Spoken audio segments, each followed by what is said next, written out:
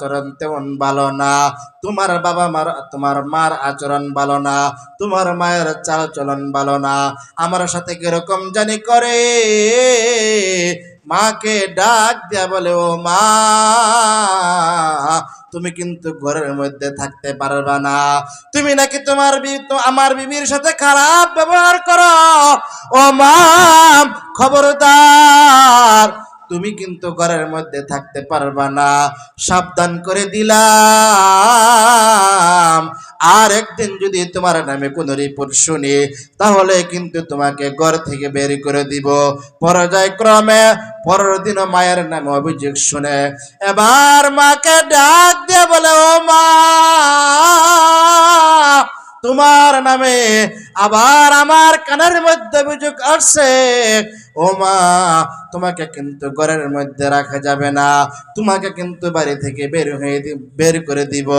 মা ডাক দিয়া বলে, কলেজার টুকরা সন্তান, ছোট্টকালে তোমার বাবা মারা গেছে, আমি মানুষের বাড়িতে কাজ করিয়া করিয়া নিজে না খাইয়া আমি তোমাকে খাওয়াইলাম, আমি তোমাকে মানুষের মতো মানুষ বানাইলাম। ও সন্তান, আজকে তুমি আমাকে বাড়ি থেকে বের করে দিতে চাও? তুমি তো জানো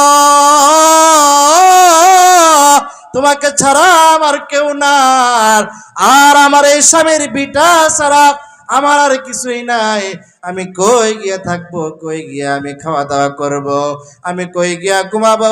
কলেজার টুকরা সন্তান, বড় আদর করিয়া আমি তোমাকে লালন পালন করেছি রে বাবা, এরকম করিস না। সন্তানের মুখের রূপে মা কথা বলে দেখে কিতাবের মধ্যে পাওয়া যায়, হঠাৎ করে কলেজার টুকরা সন্তান মায়ের গালে একটা থাপ্পড় মাইরা দিছে। জোরে বলেন নাউজুবিল্লাহ। ভাইরা আমার, মা থাপ্পড় খাইয়া আশ্চর্য হয়ে গেছে। আমার সন্তান নতুন বউয়ের পাল্লায় পড়িয়া, বিবি সাহেবের পাল্লায় পড়িয়া আমার সন্তানের এরকম একটা কাজ করলো।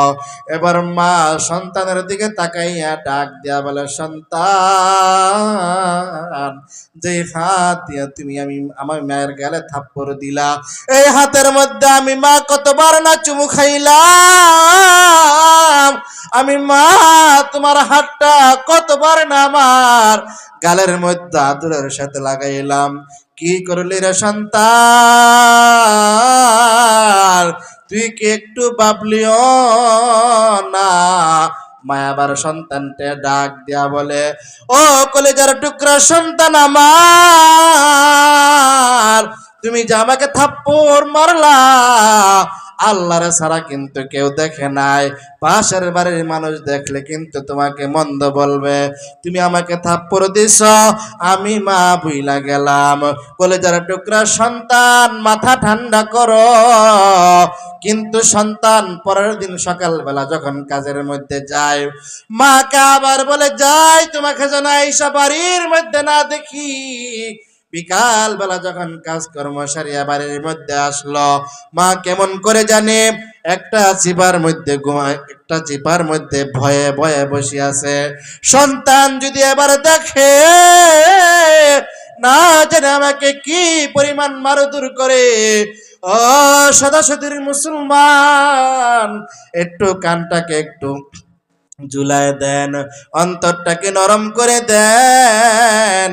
জনম দুঃখিনী মা সারাদিন কোনো খাবার খায় নাই, কারো সাথে কথা বলে নাই, সারাদিন একটু আরামের বিছনায় দেহটাও লাগায় নাই।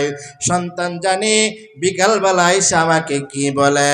বিকালবেলা আসিয়া সন্তানকে আবার ডাক দিয়া মা বলে, ও কলেজার টুকরা সন্তান, বলে তুমি এখানে আসো, এখনো বাড়ি থেকে বের হয় নাই।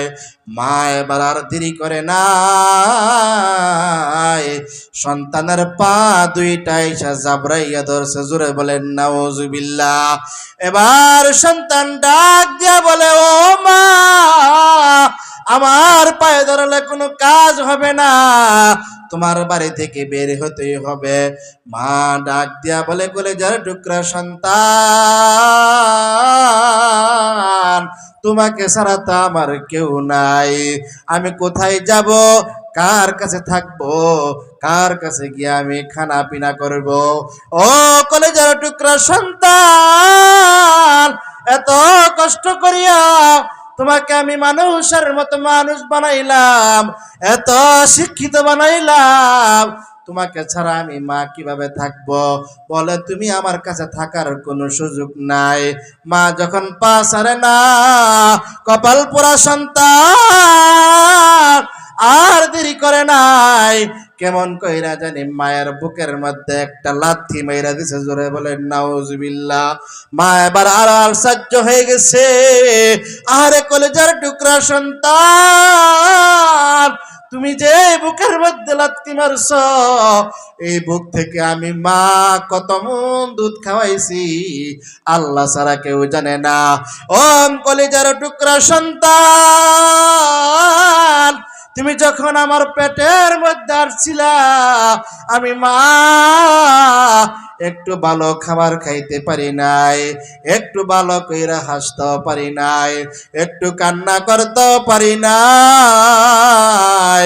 সংসারের সমস্ত কাজ কর্ম করিয়া আমি তোমার বাবাকে খাবার খাওয়াইয়া, তোমার দাদা দাদিকে খাবার খাওয়াইয়া, পরিবারের সকল সদস্যদেরকে খাবার খাওয়াইয়া বেলা 12টা বাজে আমি মা নাস্তা খাইতে বসছিলাম। যখন আমি এক মুষ্টি ভাত নিয়া মাত্র তরকারি দিয়া ভাত মাখমু, মাত গুলা মাখিয়া আমি মুখের মধ্যে তুলমু, এমন ওই সময় কলেজার টুকরা সন্তান আমার কলেজার মধ্যে এমন জোরে লাথি মারছে রে, আমি মা আর খাবার খাইতে পারি নাই। আমি